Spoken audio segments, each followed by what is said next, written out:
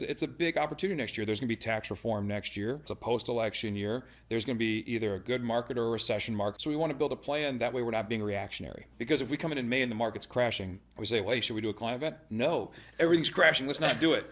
Versus if you paid for it in November, you booked it, and you started taking reservations in January and February, in that moment, at that client event, when people are nervous, you can say, hey guys, your plan is built for fun days like this. So even though the market's crashing, we have some safe money in these annuities. We have safe money in your portfolio, all these things. And as a result, we can still celebrate and have fun tonight, even though the whole world is terrified right now. That's it. That's all the talk. Let's have some fun. 3, 2, 1.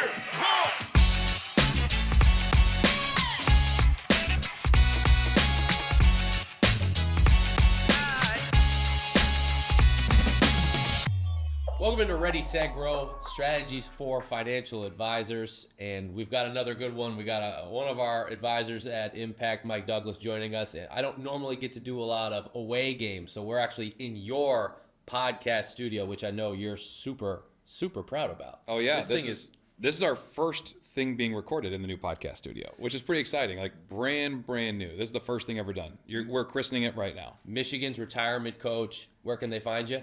Yep, we're on YouTube, on Spotify, we're on iTunes. Anywhere you find podcasts, we're there. If you go to YouTube, subscribe, like, comment, all the things you're supposed to do. And while you're there, Impact Partnerships YouTube channel as well. Like and subscribe, House Rules, Selling the Stories, all that stuff. Smash that like button. Smash it, please. Yep. We've got you in here because it's kind of a push on our end for end-of-year planning and getting something on the books for that next year. And as a financial advisor, being ready and not having 2025 sneak up on you. Yeah. Before we get into the things that you're doing with your office, I kind of want to put you in the Wayback Machine and find out what that learning process was like for you as a planner and as a young financial planner, realizing that you need to be able to see 30, 40, 50 yards down the field and not just right in front of you. Yeah, it's nice to be called a young financial planner. I haven't had that in a long time. That's Hey, good. You're welcome. I'll take it. No, so I think that we used to have much more of a reactionary model, like because we were strictly a seminar-based shop for a long time. So really all we scheduled was seminars, and then anything else that happened to come along. So it was really just a matter of 12 seminar campaigns a year, and that's the spend. And that had nothing to do with client events. So we'd get halfway through the year and say, maybe we should do something else. And we didn't really have it tracked. We'd have it budgeted. So really just kind of being intentional and thinking about everything that we would love to do next year, map it out. And then if you need to pull some stuff back, you can do it. But at least map it out and budget it. What were the issues that you found you were running into when you were proceeding in that reactionary manner? Well, stuff's expensive, right? So the less lead time you give it, the more expensive it is, right? Imagine if I knew I had to ship something to you and I said, well, I could ship it now and I can go snail mail and it'll cost me basically nothing. Or I can wait 3 weeks and overnight it to you for $120, right? That's kind of the same thing.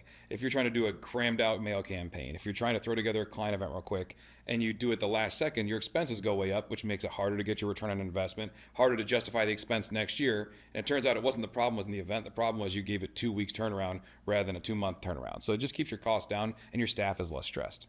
Is it just for events that you found that issue, or is there another kind of pain point? No, I think with everything, right? Like, so if you want to go into media, I think to map it out, to have Robert and the team map out your spend so you know in advance. Like when we started looking at going into a new market, I said, all right, Robert, what would it cost us to go into a new market? And Robert Basic and his team, they went out and got us all the quotes and said, if you want to go here, here's the cost. And it helped us evaluate the decisions. So just get in the think tank early, start planning early, and then say, if we do this, what would be the turnaround and what would be the cost, and does it make sense?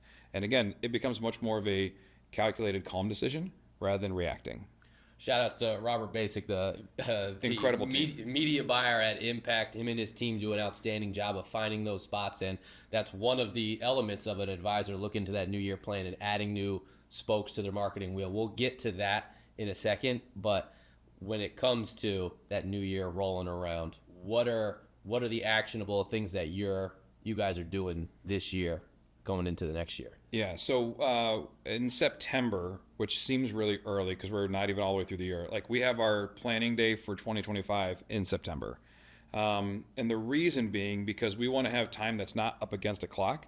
So in September, my marketing director, Melissa, and Katie, my event planner, the three of us will sit down and go off site and just think about what we would like to do. We're going to incorporate the numbers from this year because Melissa has all the numbers of every dollar we spend on clients, every dollar we spend on prospects, and we go through and say what makes sense. And in that space, we're free to think about what events. We go to minor league baseball games with the staff and the clients. We love that, and that was a great hit, and it wasn't very expensive. Versus we rented out a whole riverboat last year for a client event, and it cost us $20,000. The baseball game cost us $6,000, and either way, we still got 200 clients to an event. So it gives you the freedom to work through these things way in advance. And then we'll build out a plan in September, and then they're going to go run budgets, get quotes and everything else. And then again, by November, we'll come back together and decide if it's finalized or not. And so by the second week of November, we will have the entire next year, seminars, media planning, client events, referral events, everything all mapped out by the second week of November. But it starts in September because you want to have that time to say, here's what we'd like to do. Go get quotes. Let's price it out and get as cheap as we can, but the best quality we can. And then November, you lay it down. And that'll come on one big piece of paper that the whole team's part of. How much wiggle room are you building into that game plan? Is it written in stone, or is it written in pencil with some flexibility in it? Both, right? So some things are in stone. I mean, like we know that for us, seminars are still a big hit. So those are written in stone. Once those go, now we may have to adjust dates a little bit, but we try. Like once we get those dates, we get them to our advisors and say, plan your vacations accordingly, plan your life accordingly. But that has to get out earlier because you need to get on the books of the restaurants. You need to lock those things down.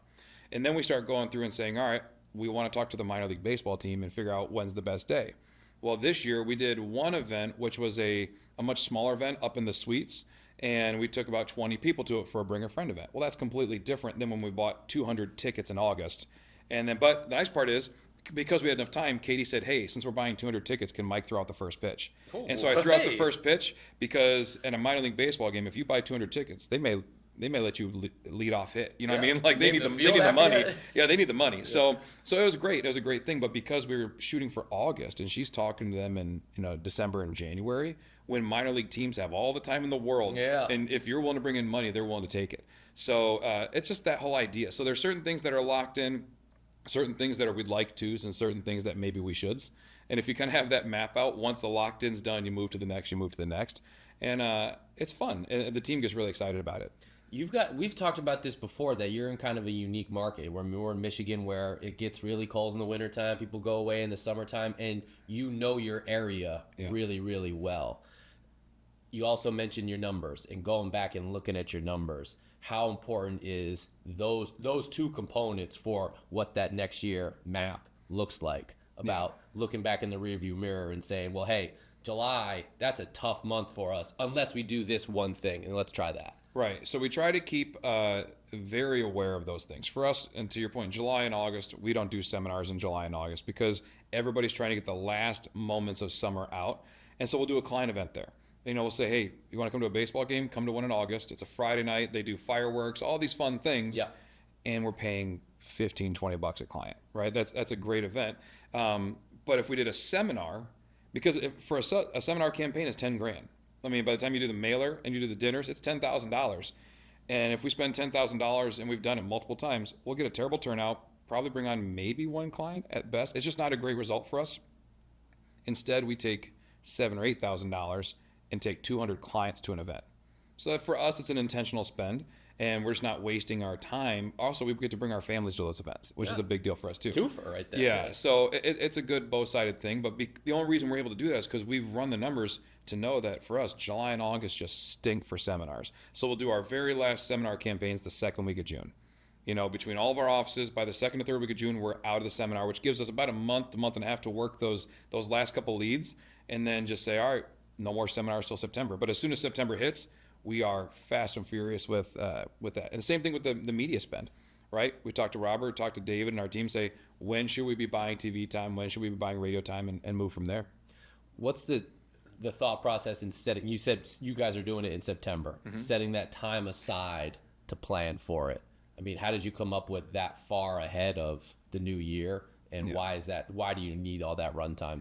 Well, I didn't think we did. I thought we could do the one meeting in November and that's it, because most advisors and CEOs don't enjoy these meetings where they talk about spending a bunch of your money, right? All you want to do is just try to get through it. But what happened is we've done it in a shorter time frame But then actually Melissa and Katie scheduled it in September now because they said that, well, if you only give us a month to turn it around, we can't get as many quotes as if you give us 2 to 3 months to turn it around. So they scheduled me for September, and they said, let's take a Friday morning, go figure it out.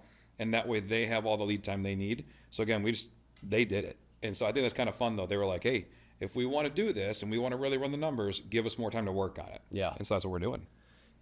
I'd like to think there was a secret sauce to it, but it wasn't. They said, if you want to spend less and get more, you got to give us more time to work on the deals.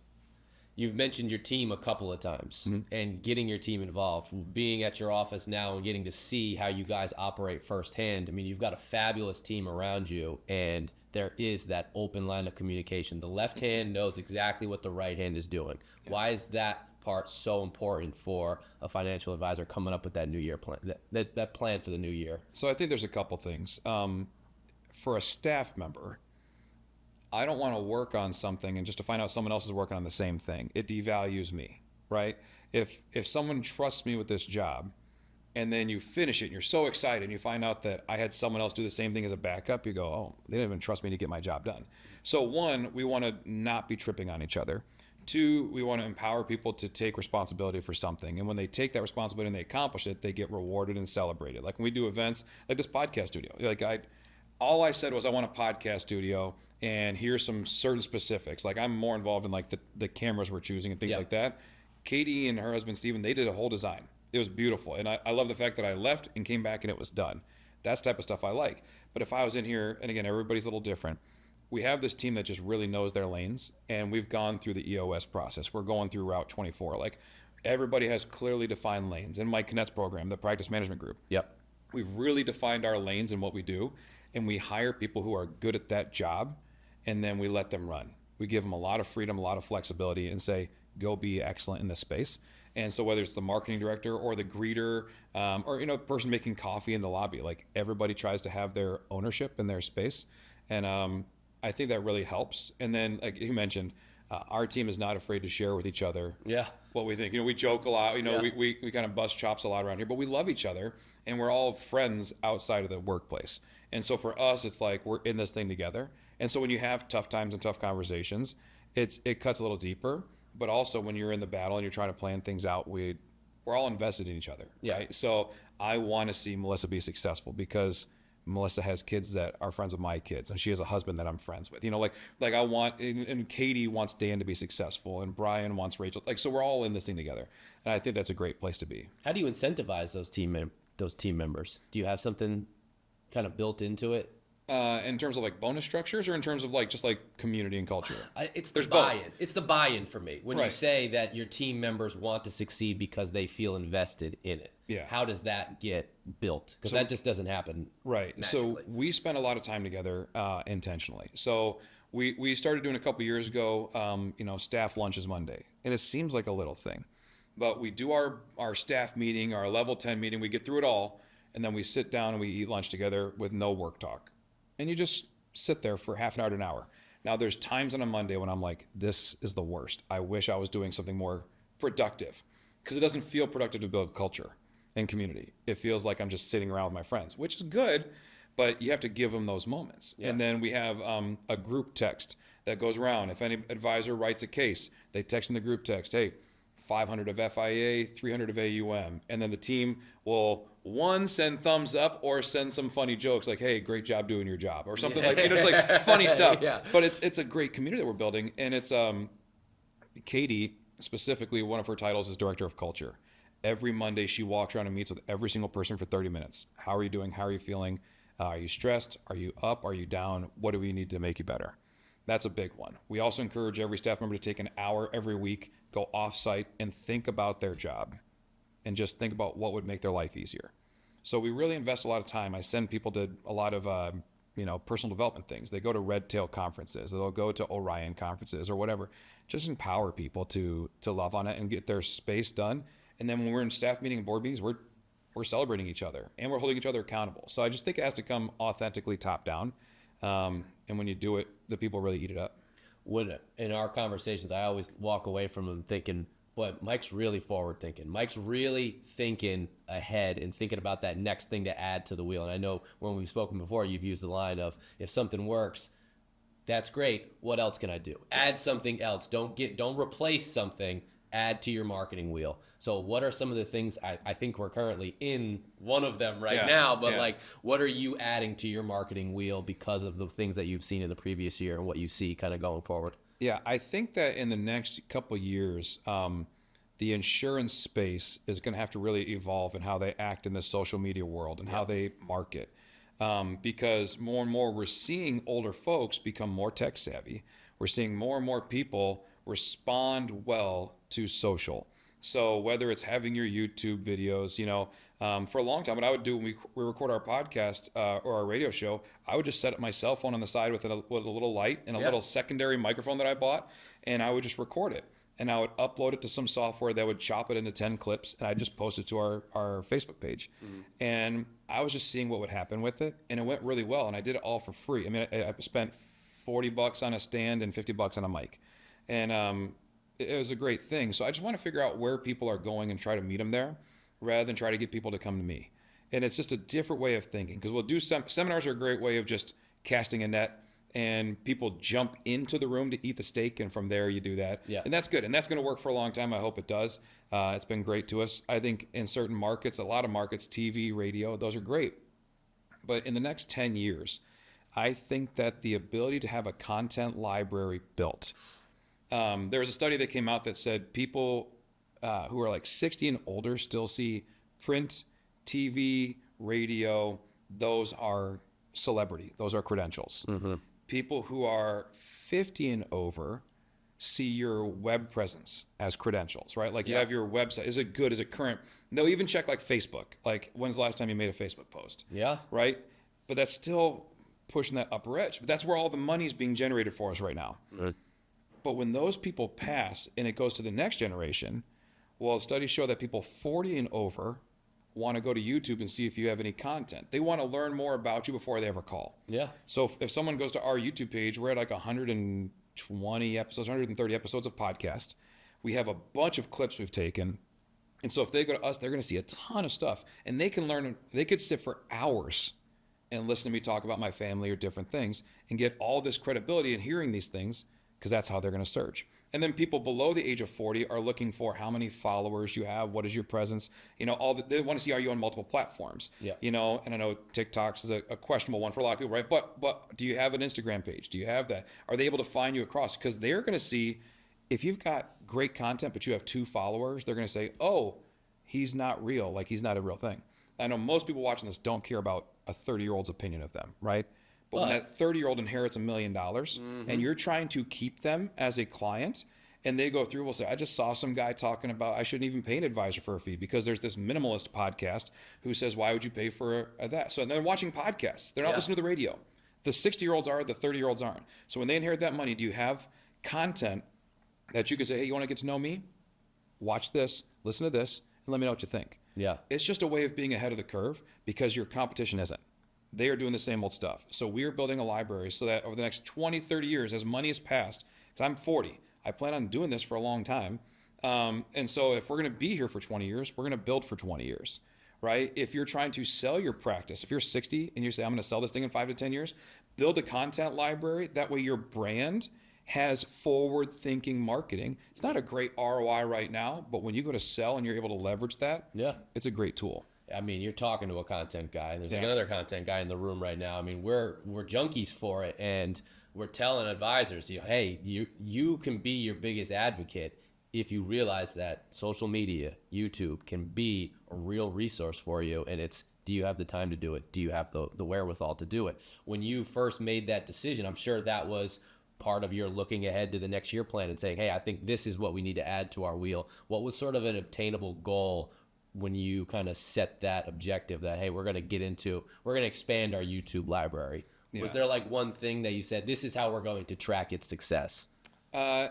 So no, because it's the thing about social. And again, I think the reason the insurance industry has been slow to it, and I think advisors slow to it because it's hard to track, right? Yeah. Because I'm building something for a group that I may not even be working with yet, but playing the long game. Right. It's a really long game. And really where I got it from, I was watching a podcast. Because, again, how do I consume content? Yeah, right. We all do it how we do it, right? What works on you works on other people. Yeah. So bring that mirror up. And, I mean, we tell advisors that all the time. Yeah. Hey, what videos do you stop on? And I like long form podcasts. That's my thing. Like and I know some people don't like it. I'll watch a podcast that's 2 hours, and I don't like to listen to it only. I like to go to YouTube and watch it. Okay. So for me, that speaks to me. And if you go back to the learning styles, how do people learn? Well, there's visual, there's kinesthetic, and there's auditory people, right? For the most part, you either do, you watch, or you listen, and that's how you tend to learn. Well, YouTube gives you 2 of the 3. And so you can put it on and listen to it. You can watch it. And so for us, I was like, just setting up my cell phone gives me another learning style covered. Well, that's great. And when I started that statistic about how people see celebrity, that came from a political strategist who was on a podcast that I like. And so as I'm listening to this guy talk, I'm like, well, his job is to reach every audience because it's a political strategist, right? If you're 18 or older, they're trying to get you to vote for their side. It's a big demo. It's a huge demo, Yeah. and they have to reach them all. And so I'm like, all right, well, what would they say about boomers? What would they say about Gen Xers? What do they say about Gen Y, millennials, all the things? And I'm like, can we do one thing and repurpose it for all generations? So that was kind of our goal, is not so much like you could set a goal for subscribers, you can set a goal for likes or comments, whatever else. And at the end of the day, I can make my staff go on and like and subscribe and do that, and that'll help some of the numbers. And we did that. Yeah. But more importantly, I don't want to spend a ton of time making content. I want to make content and then go back to doing my other jobs, which is to write business, to run our company. Yeah. So instead, what you do is you do something once and repurpose it 5 to 6 times. So if we're going to do a podcast, we're going to do a podcast, record it, get it on audio, get it on video, upload it to YouTube. YouTube will create an automatic transcript for you. You can take that, turn it into a blog if you want. Yep. But there's all types of stuff you can do. And then you take the video, you load it to Opus Clips or Munch or any of these AI tools, upload it, and for free or for super cheap, they'll create 10 to 20 social media clips with captions and zooms and all that stuff. And you don't have to do anything. But you sat down one time and recorded a podcast. And you're able to repurpose it to 4, 5, 6 different mediums, which hits 4, 5, 6 different demographics. Yeah. And that's the whole goal, is to be an advisor, right? Most people are an advisor and a CEO, not a content producer, not a media personality. That's okay. Do your thing one time and get somebody in your office just to repurpose it 4 or 5 times. So in your 20 minutes, you just turned it into 2 hours of content. So I'm picking up the subtle hint that this is sort of that new marketing wheel. This is the next spoke that you're adding to it in 2025, and you've mapped that out with your team. Is there something else more on like the event side or anything like that you're kind of spitballing for an idea or anything like that for the new year? Yeah, so we're trimming some fat on some of that. So we went through and said we thought it would be a great idea to do charter fishing boats. We have Lake Michigan here, salmon fishing. It's beautiful. It's a lot of fun. Yep. And so we said we're going to do a bring a friend event, and we're going to go. If you want to get on the boat, you have to bring a friend, and we'll go out. And that gets you isolated with someone for 5, 6 hours. It's great. And we went out there, and we're out there at 5 in the morning. Well, nobody's talking at 5 in the morning. And then you get a fish on, and it's kind of fun and it's busy. But we've done it 2 years in a row now and gotten not had one lead out of it. Mm-hmm. Well, that kind of stunk. And so we reevaluated that. Meanwhile, instead, we did one event where we said a thank you event where just anybody who was a new client or a referral and who brought us a referral in the last 6 months, we just took them out to dinner. And it's a night where I got to take my family to the same restaurant. And we just sat down and ate dinner. No pitch, no anything. Mm-hmm. It was approved by the state from our compliance. It was approved by everybody. I gave no talk and just said, hey, we're here to say thank you. And it's an easy pitch because you're creating a culture. All I did is I stood up and said, hey, most of you are here because you referred somebody in the last 6 months, and you know we value referrals so much. Yep. Thank you for doing that. We just wanted to say thank you. Enjoy your dinner. There are some of you who are here because you're a new client, and we just wanted to say thanks for trusting us with everything you have. As you can see, most of our clients here because they refer people. We're not asking that of you, but thank you for joining as a client. Well, they just now know that if I refer someone, I'm going to get invited to these dinners, Yeah. and this is a referral-based company. So they're getting taught those things. So we're going to put more value in those. But this fishing thing that we've done for 2 straight years, and each day out cost me about $4,000, and it's turned into nothing other than I get to go fishing on Lake Michigan, right? So for me and my son, it's a lot of fun, but it's not profitable. Well, you could probably also do that for less than $4,000 if you just wanted to take your son fishing too. Well, right, exactly. like- And we end up booking 2 boats. We only get a handful because you only can have 5 people on the boat. So when the numbers work out, it's a lot of fun, but it's a crappy ROI. Yeah. So that's out for next year. And I said, all right, so Katie, now what would you use that $5,000 to $10,000 for? So that's where It's their job to find something. So this year we did a dinner, a murder mystery riverboat thing. Yes, yeah. And that was a huge success. Like about 80 people on the boat. It was another bring a friend event. You had to bring a friend. So if you're a couple, you had to bring another couple. If you're a single, you had to bring another single. And we ended up with 40-ish clients and about 40 guests on this riverboat. And out of that night, we booked 3 appointments. Now, you're not always going to book 3 appointments out of it. And Mike Kinnett is very specific. Do not do these for the appointments. Do these because it teaches your clients to refer people, and you will eventually get it. And that's true. But it's just so funny when you say it cost us the same for the riverboat murder mystery as it cost us for this charter fishing boat. And we had 80 people together you had 8 times versus like 10 people. Yeah. And it was just such a better event. So again, we took a swing at it. We gave it a try. It didn't work. And so we're going to trim that and maybe do 2 murder mysteries because we had a waiting list for the murder mystery. And so, I mean, your market will tell you what they like. Yeah. If you send out a list of things and nobody responds to these 3 and everybody responds to these 3, do 2 of those next year and tell them to bring a friend and just cut those things out. And that's what we're doing this year. We're trimming the fat on some of the things that just haven't worked. And I think especially going into next year, as firms, we need to be aware that there may be potential everywhere you turn. It's like next year's the recession, this, that, whatever. Yeah, but you can't let that necessarily dictate what you're going to do event-wise. Oh no, right? no, you cannot. And I think that's the biggest thing. People are going to get scared, but it's a big opportunity next year. There's going to be tax reform next year. There's going to be, it's a post-election year. There's going to be either a good market or a recession market, right? So we want to build a plan that way we're not being reactionary, right? Mm-hmm. Because if we come in May and the market's crashing, we say, well, hey, should we do a client event? No, everything's crashing. Let's not do it. Versus if you paid for it in November, you booked it, and you started taking reservations in January and February. In that moment, at that client event, when people are nervous, you can say, hey, guys, before we do this murder mystery thing, I just want to address a couple things. Well, State of the Union almost? State of the Union. And you clean up and say, hey, we're here because your plan is built for peace. Your plan is built for fun days like this. So even though the market's crashing, we have some safe money in these annuities. We have safe money in your portfolio, all these things. And as a result, we can still celebrate and have fun tonight, even though the whole world is terrified right now. That's it. That's all the talk. Let's have some fun. If you didn't plan it out in advance, you probably wouldn't do the event out of fear that it looks bad. But instead, it's just a way of making sure you do what you're supposed to do. There's one thing that I really like that you're pointing out, and I want to get you out of here on this, and that's we've got your team involved, but is the end of the year, planning for the end of the year, a great opportunity to challenge your teammates and see what they're capable of? Oh, yeah. I mean, the number that the team hates is when I set our production goal for next year, right? Because, and Greg Eller has a great point, never let a dreamer set your annual goal. Because when you're a dreamer and a visionary, you think, well, if we did 40 million last year, we should probably do 60 million next year. And that's not a realistic number. Yeah. And especially when you do have a good year. I mean, so the last 2 years, we've had over 30% growth, which is incredible. That's not a regular sustainable growth number. Now, when you hit it, it's great, but you shouldn't be always pushing your team to these extremes. And so we do challenge them and we try to tighten it up. We have these production goals. I want my new business to be processed in 45 days or less. And so every year we set this goal and then we celebrate it. So the last 2 years, our average from the day they sign apps to the day that everything is funded and issued and set has been 38 days, 2 years in a row. And we celebrate that number because that's a great number. And so Dan, who's in charge of all of that, we celebrate him for hitting that number. When Melissa gets our ROI where it needs to be, we celebrate it. And then I say, all right, great. Can we get a little better? Can we push a little better? I mean, if you can get 1 million incremental changes, it's a gigantic move for your whole firm. And that's what we want to do. We don't want to make it unrealistic, but we want to give them something. And then we do set bonus-based goals for the year. If we hit this, you will get that. If we hit we do a big production goal. If we go to this number, we take everybody to Mexico or to somewhere. So we've gone to Mexico the last 2 years. And it's 14 people. I mean, it's not a cheap trip. We're talking 20, 30 grand when you take people on these trips. But if they get you to $40 million of production and you bring in several $1 million of revenue to invest 30 to 50 grand in your staff to say, and their spouse say, let's go celebrate for 5 days. They remember that and they think about it. So then when you come into a season, we're like, hey, we're gonna do a bunch of seminars. They're like, yeah, let's get to Mexico.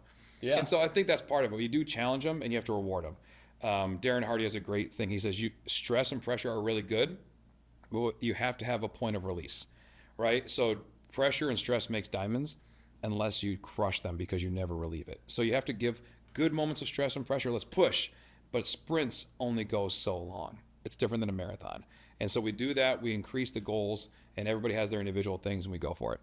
Mike, thank you so much for shining a light on what you guys do in your practice. I know it's some of the other Ready, Set, Grow podcasts that we've got gearing up for that New Year plan. It's kind of what Impact is advising, but I think this is a really good way for other advisors to kind of see behind the curtain and say, hey, these are the tangible things that we're working on here. Michigan's Retirement Coach is the podcast. Get it wherever you get your podcasts. You'll recognize this lovely set. Ready, Set, Grow. Be sure to go to our YouTube channel, like and subscribe. Selling with Stories, a great resource for advisors. And then also House Rules. You mentioned the minor league baseball game. We've got a House Rules on that client appreciation event and how to get that, how to execute one of those ideas. So thanks again, Mike. Like and subscribe. Until next time, this has been Ready, Set, Grow.